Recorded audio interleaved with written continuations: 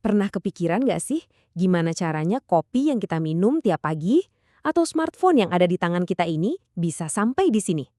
Ternyata ada loh sebuah jaringan raksasa yang nggak kelihatan, yang jadi motor penggerak kehidupan kita sehari-hari. Dan jantung dari semua ini berdetak di lautan. Yuk kita selami bareng dunia pelayaran maritim yang luar biasa ini. 90%.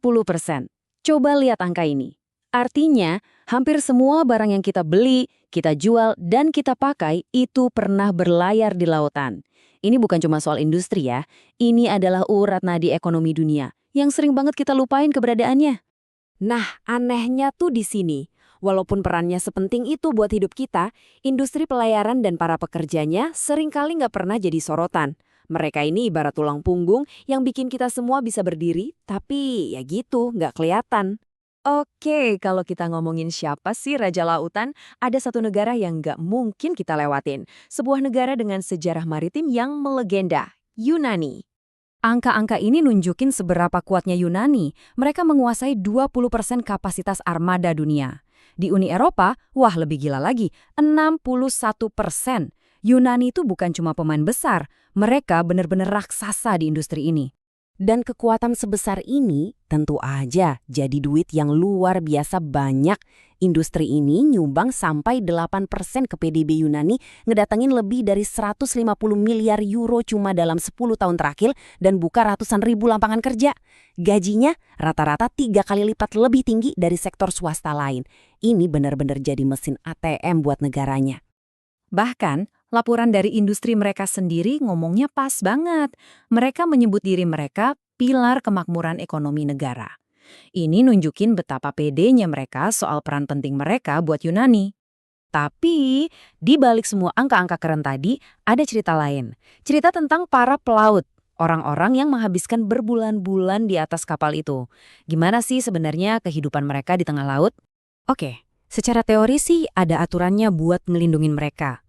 Konvensi Perburuhan Maritim yang sering disebut juga Piagam Hak-Hak Pelaut. Isinya tuh menetapkan standar minimum untuk semuanya, dari gaji sampai jam istirahat. Pertanyaannya, seberapa jauhlah aturan di atas kertas ini sama kenyataan di lapangan? Coba deh dengerin pengakuan dari seorang insinyur dari sebuah studi Universitas Middlesex ini. Waktu dia cerita soal fasilitas di kapalnya, kita jadi mulai kebayangkan gapnya antara aturan sama realita itu gede banget. Yuk kita coba bedah lebih dalam lagi kesenjangan ini. Karena disinilah kita nemuin inti persoalan yang sebenarnya dihadapi oleh para pelaut. Pertama, soal gaji. Kelihatan banget timpangnya. Seorang kapten senior bisa dapat 13.500 euro sebulan. Sementara yang junior, jauh dari itu. Gaji nggak menarik, posisi tawar lemah. Ya pantas aja anak-anak muda jadi males jadi pelaut. Nah, masalah yang paling nyesek itu soal isolasi.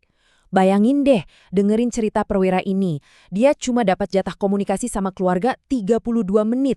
Per bulan loh, ini bukan lagi soal kenyamanan, tapi udah soal kesehatan mental. Terus kalau mau nambah? Wah, harganya selangit. $10 cuma buat 20 megabyte. Hal yang buat kita simple banget kayak ngobrol sama orang tersayang, buat mereka jadi barang mewah yang susah banget didapatin. Jadi pertanyaannya begini, di tengah lautan yang terisolasi, di zaman yang serba online ini, apakah bisa tetap terhubung dengan dunia luar itu sebuah hak asasi? Atau malah jadi kemewahan yang harus dibayar mahal?